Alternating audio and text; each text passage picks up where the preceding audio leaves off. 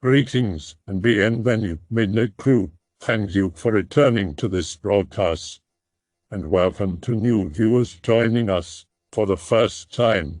If you like a video, then feel free to subscribe. What do you know about the feral people of Appalachia? Have you personally had any experiences with these people? There's what we would call feral people, only a few steps above a wild animal. But there are also groups that are essentially civilizations. Some are just ad hoc communities of homeless people, like the famed mole people in the tunnels under New York. But there's also groups that, by most standards, would be considered evil. I know of some in the Sierra Nevada. I'm unfamiliar with the Appalachian Trail, but I've heard stories that sound very similar. I'm sure there's more. We like to pretend we're safe in our cities and towns. Even our rural homesteads offer a sense of security and separation.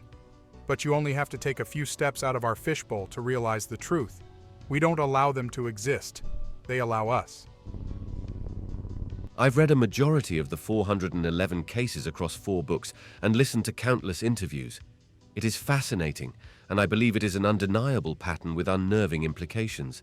However, we are talking about hundreds of years in time span and relatively very few people in very specific circumstances.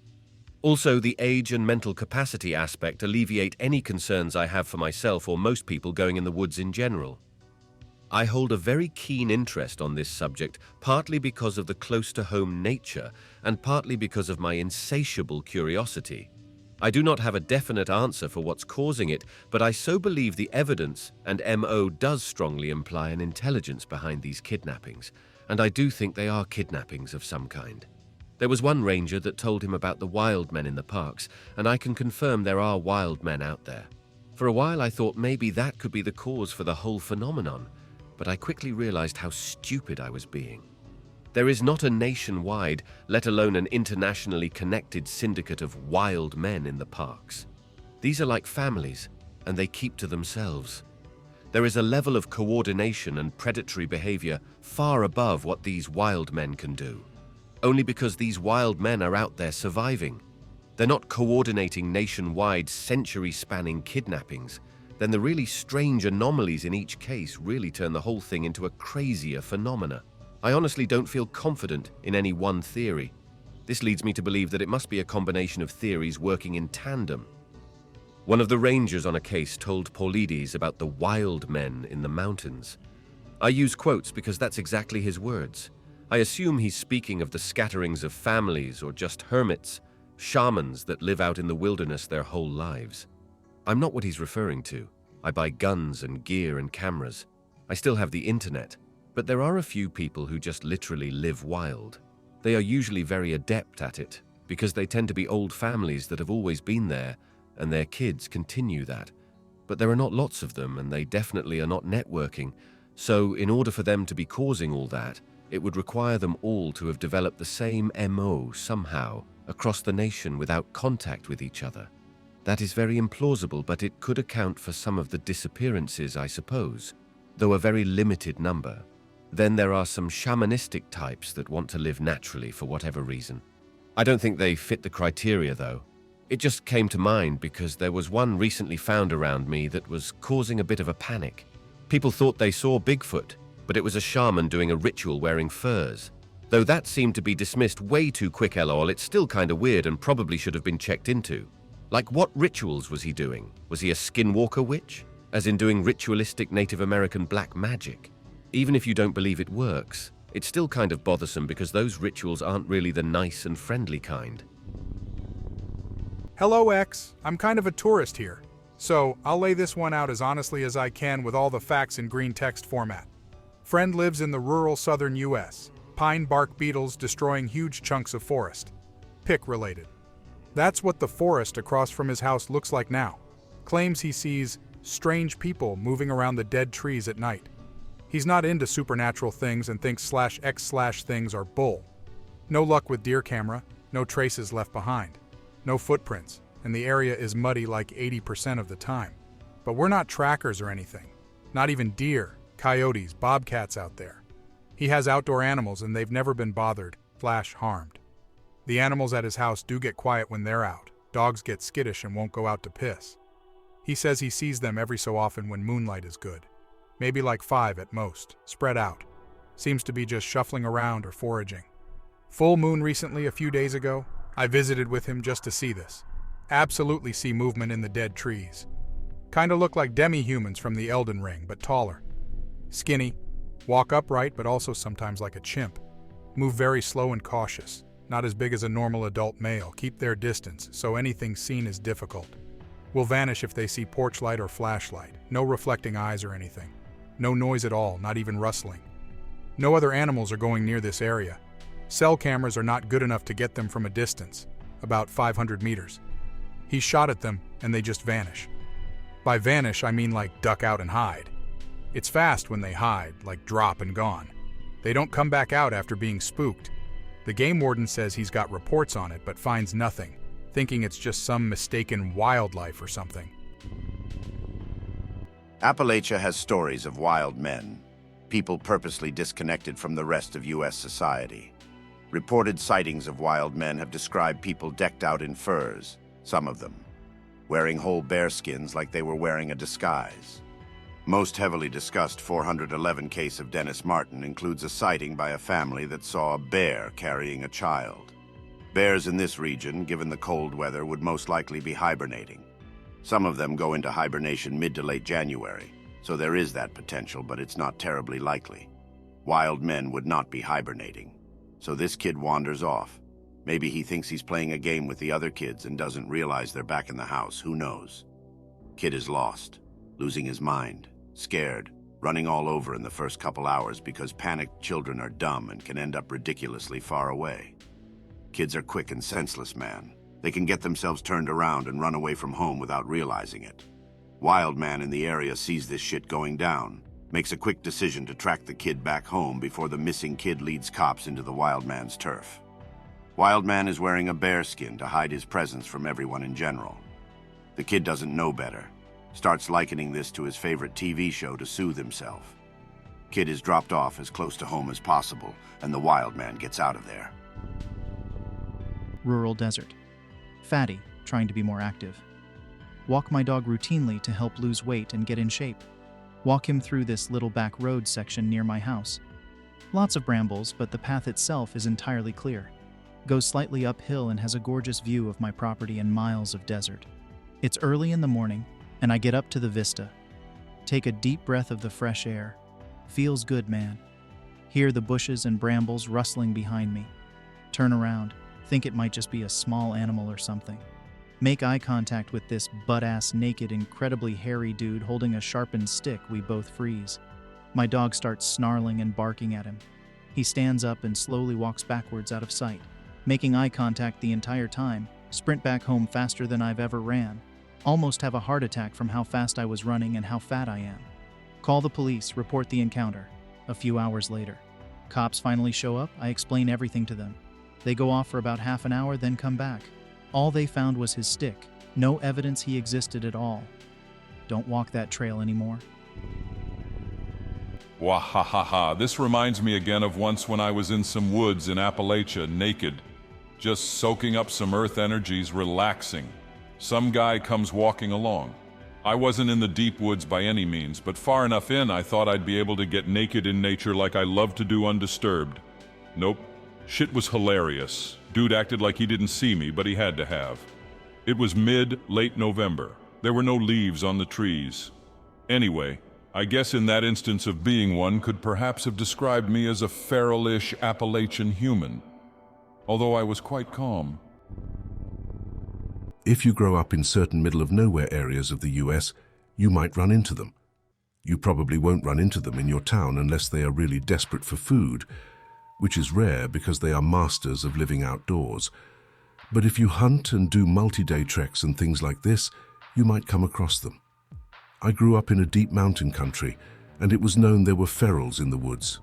My dad was never afraid of them, and we were tracked multiple times during our camping and hunting trips. My dad would leave out supplies for them like matches, but they almost never took it. It's more to show goodwill. You have to remember, feral people weren't born feral. They are loner hermits who go to the woods, usually after turning 18 or after some catastrophic life event. They feel pride in doing things without help, so they probably won't take your gift you leave out. But it's a good way to say, I know you're here, I'm not messing with you, I come in peace. Because they have been living tax-free and off the government's radar, often breaking fish and wildlife regulations, they're very paranoid of people. I traveled about an hour from my home in Lynchburg, Virginia to do some exploring in the Blue Ridge Mountains. I'm not big on hiking or whatever, but I'd recently gone through a breakup with my boyfriend. I just needed some fresh air and some time alone. I parked and just started wandering. I didn't follow a specific path. I was mesmerized by the gigantic trees, the fauna, and the wildlife. I was really enjoying myself. I'd been hiking for about 2 hours when I saw this large hole on a nearby mountainside. It wasn't too far, it seemed like it was a manageable climb. So I climbed up, and when I got to the grotto, I stuck my head in and it was dark. I turned on my phone's flashlight, and that's when I realized this was a deep cave. I got a little carried away thinking about how I had discovered a cave, wondering if anybody else had ever been up here. It was sort of exciting. I ducked down and I walked in. I went a few feet. I was very careful, but I could see a smooth rock floor beneath me. I felt safe, so I continued walking forward, following the light from my flashlight. I was maybe 15 or 20 feet in when I realized I was in a cavern. There were a few openings in the walls surrounding the cavern. I picked the closest one to me and I looked in. It was another tunnel. It was big enough to walk through, so I stepped through the opening and I carefully walked a few more feet. That's when I heard scampering. I stopped walking thinking maybe I had kicked something. I looked all around but saw nothing. I then heard the scampering again, and when I raised my phone up to look ahead of me, I saw a person. Only like not a regular person, but a humanoid. It was fully nude and it looked very malnourished. It was crouched down on its hands and feet about 4 feet in front of me. It was so pale, like maybe it had never ever even seen the sun. Its face was sunken in and I could clearly see the cheekbones. It had totally black eyes, not just the pupils but all black. Between its hands was a half-eaten rabbit. I heard the chattering sound and I realized that this humanoid was making the noise. I don't know how I knew, but it was calling out to others. I moved back toward the entrance, but I kept my flashlight on it. It seemed fearful of the light and didn't try to move towards me. I was able to get back through the entrance and I took a look around. I didn't see anything else. I then ran for my life back the way I came, and I could hear the chattering and it was getting closer and louder. There had to be more than just one. I felt like I was being hunted. I was able to see the light from the original opening. I tripped. I quickly got up and rushed out of that hole. I ran and slid down the mountain. I only stopped when I was sure nothing had followed me. Then I realized I had no phone. I must have lost it when I tripped. I had no idea where I was, but I was just happy to be alive. I did eventually find a trail and I managed to make it back to my car. I found the local police station, but it was pointless because they wouldn't take me seriously. So I just drove home. I cried so much on that drive, and when I got home I checked my phone's location with the satellite feature. All I could see was a heavily wooded area. The last time I checked the location of my phone, it had moved several miles away from its original location. I'm sure the battery has long since run out. I got a bit of a story. I'm going to Greentext because it's short, and why not? Be my family out in the Rockies for a summer backpacking trip. So far everything is going well and we're having fun. Eventually we got to a place where my dad wanted to set up camp. Eventually it gets dark, and after eating some dinner, we all head to bed. As I'm falling asleep, I hear whooping out in the woods. It sounds like the type of whooping a redneck would make as they're screwing around in a forest. Then there's more whooping. It's coming from all around us. We're supposed to be the only ones here for miles. I'm a jumpy kid, so this freaks me out a bit. Suddenly I hear a gunshot. This wakes up my dad and he starts freaking out. More gunshots and whooping. There's a ghastly human scream for help as the people keep whooping. We freak out and start trying to hide in our camp. We sit there for hours, and eventually the whooping and gunshots die off in the distance. We wake in the morning and start packing up to get out of there. Suddenly we hear a voice in a tree. This obviously startles us. We look up and see an old dude sitting in a tree with a machete. He's missing a bunch of teeth, bleeding, and has really unkempt hair and beard. My dad asks if he can help him. He just starts whooping. We book it out of there. So yeah, I don't know what was going on or who those people are, but I still wonder what they were doing and what the man in the tree wanted. Reports of feral humans were somewhat common in the 19th century. In 1860, the Bedford Gazette reported that a wild man of the woods had been captured hiding in bushes on a plantation 13 miles below New Orleans. The man spoke French, in a manner not at all wild, and was armed with a pistol with which he popped at every passenger along the road. Having frightened an entire parish out of its wits, a strong force was mustered to capture him. Nobody knows him, nor will he give an account of himself. Another so-called wild man terrorized Wynne Parish. According to the Richland Beacon, a Mr. Fletcher came to Winfield to report a wild man in the woods of Ward 2. Fletcher claimed that Betty McCrew and her little brother were walking on the road when they saw a nude man standing nearby. The wild man screamed when he spotted the siblings and ran into the woods. Later in the day, another man spotted him again on the same road and gave chase but lost him in the woods. Apparently, the stranger was never seen again, and the newspaper reported, "Whether the man is a lunatic or some wild human being, no one knows." The wild man of Terrebonne was the most famous of such people, although he might be better described as a hermit than feral. Jean-Baptiste Dugas was born in 1812 and became a successful Terrebonne parish planter who reportedly went insane, supposedly because his true love left him for another man. On her wedding day, Dugas vowed he would no longer be part of this cruel world and retired to a hut he built on his land. There he remained for 50 years while administrators cared for his considerable property. Even though he had a trunk full of clothes, Dugas simply wore a blanket and slept on a pile of moss. Initially, he lived on snakes, rats, and wild hogs, but his administrators finally began bringing him food, which he shared with the insects that inhabited his hut. It was said that Dugas even fed the ants by pouring syrup in oyster shells. When the hut burned in 1890, the local men built him another.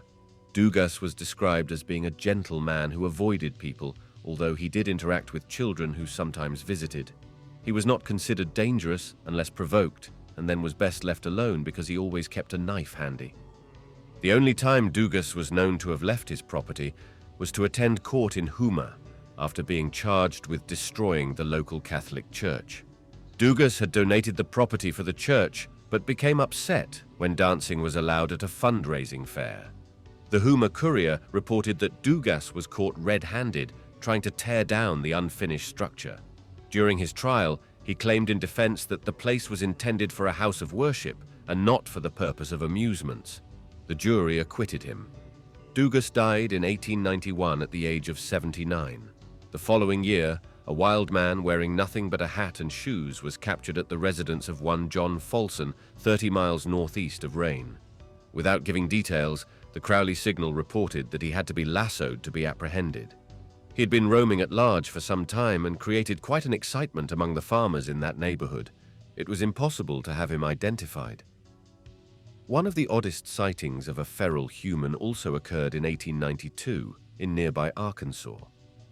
A North Carolina newspaper reported that a Benton man saw a strange-looking animal running with 3 wolves. Curious, he followed them and was shocked to see a teenage boy running with the pack on all 4s. When the wolves stopped, he would stand up to look around, but then drop back to the ground to run. The witness claimed the boy was able to get over the ground as rapidly as the wolves and showed no sign of human intelligence. The man recalled that wolves had carried off a baby about 15 years earlier and speculated that they had raised him as part of the pack. My plan is to raise my kids in a compound in Montana, telling them that society collapsed in 2001. I will have tons of VHS recordings of Nickelodeon, Saturday morning cartoons, Simpsons, X-Files, Seinfeld, National Geographic, and old educational PC games and programs, and of course the good old KJV. I will venture into the old world once a month to gather provisions I've hidden in the ruins, battling feral people and gangs to bring back goods. Every once in a while I might find something like a Sega Genesis or Game Boy and save it for their Christmas. When they start getting older, I will drop hints that I may have exaggerated the decline in society a tad, but not much. As teens, I will prepare them to join me in trips out where they see that society progressed in technology but collapsed in morals and dignity. I hope that you enjoyed tonight's broadcast. If you enjoyed tonight's story, then please subscribe to the channel as more green texts will appear daily. A new broadcast will appear when the clock strikes midnight Central Time.